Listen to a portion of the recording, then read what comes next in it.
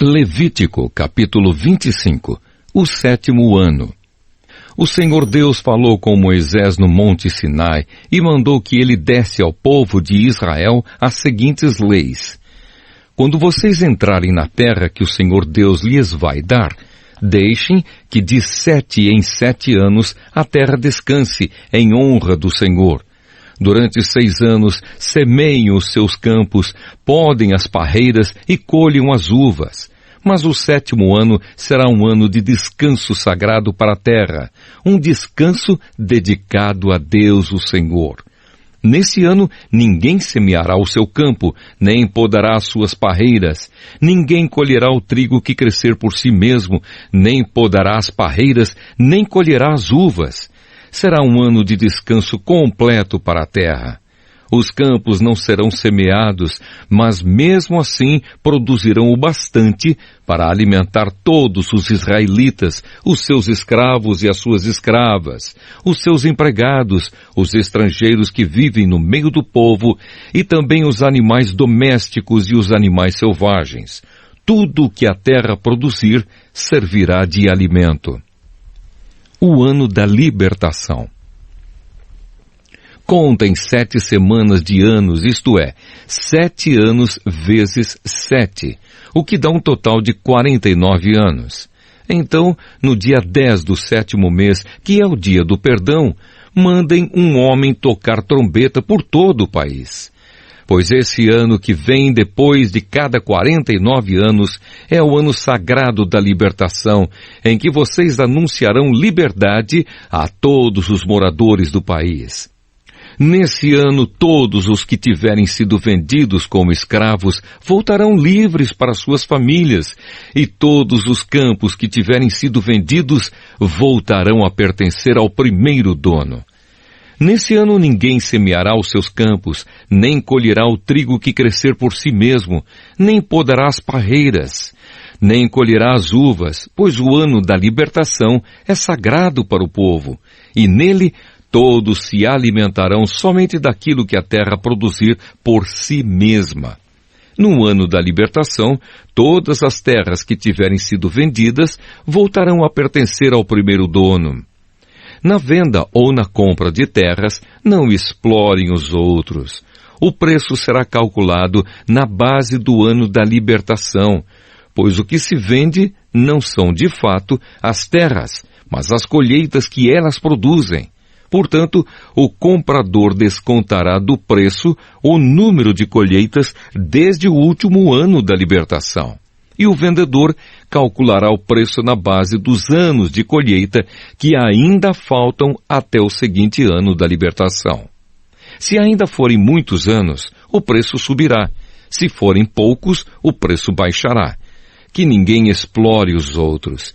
Que todos temam a Deus, pois Ele é o Senhor nosso Deus. A questão do 7º ano. Obedeçam a todas as leis e mandamentos de Deus para que vivam em segurança na terra que vai ser de vocês. Ela produzirá suas colheitas, haverá bastante comida para todos e todos viverão em segurança. Mas alguém é capaz de perguntar como é que haverá comida durante o 7º ano, quando ninguém vai semear nem fazer a colheita. A resposta é que Deus abençoará a terra e no 6º ano ela produzirá colheitas que serão suficientes para 3 anos. Quando vocês semearem os seus campos no 8º ano, estarão comendo daquilo que colheram no 6º ano, e haverá bastante para comerem até a colheita do 9º ano. Leis a respeito de propriedades. A terra é de Deus, portanto, ela não será para sempre daquele que a comprar. Deus é o dono dela, e para Ele nós somos estrangeiros que moram por um pouco de tempo na terra dele. Assim, quando um terreno for vendido, o seu antigo dono será o primeiro a ter o direito de tornar a comprá-lo. Se um israelita ficar pobre e precisar vender uma parte das suas terras, o seu parente mais chegado deve tornar a comprar o que ele vendeu. Mas, se ele não tiver um parente que compre as terras, é possível que mais tarde ele mesmo fique rico outra vez, podendo assim tornar a comprar o terreno que vendeu. Ele descontará o valor das colheitas que o terreno tiver produzido desde o último ano da libertação e calculará o preço a pagar, tendo como base os anos de colheita que ainda faltarem até o seguinte ano da libertação. E assim ele será novamente o dono do terreno. Mas se ele não tiver o suficiente para tornar a comprar o terreno, então este ficará pertencendo ao comprador até o seguinte ano da libertação. Nesse ano, o terreno voltará a pertencer ao primeiro dono. Se um homem vender uma casa que fica numa cidade protegida por muralhas, ele terá o direito de tornar a comprar a casa até um ano depois da venda. Mas, se dentro de um ano ele não comprá-la, então ela pertencerá ao comprador e aos seus descendentes para sempre. Nem mesmo no ano da libertação a casa voltará a ser do primeiro dono. Porém, as casas que ficam em cidades sem muralhas são como os terrenos. O primeiro dono tem o direito de tornar a comprar a casa, e no ano da libertação ela volta a ser do primeiro dono. Os levitas têm sempre o direito de tornar a comprar as suas casas que ficam nas cidades onde moram. Mas, se um levita vender a sua casa numa dessas cidades e não tornar a comprá-la, então no ano da libertação a casa volta a ser dele, pois as casas das cidades onde os levitas moram serão sua propriedade permanente no meio do povo de Israel. Mas os campos em volta das cidades onde os levitas moram não podem ser vendidos. Eles pertencem aos levitas para sempre.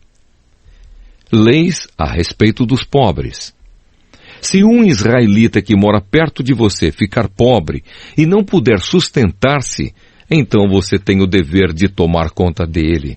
Ajude-o, como se ele fosse um estrangeiro que mora no meio do povo, a fim de que ele continue a morar perto de você.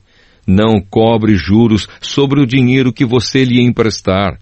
Respeite a ordem de Deus para que esse homem continue a morar perto de você. Não cobre juros sobre o que você lhe emprestar, nem tire lucro dos alimentos que você lhe vender. É isso que o Senhor, nosso Deus, nos manda fazer.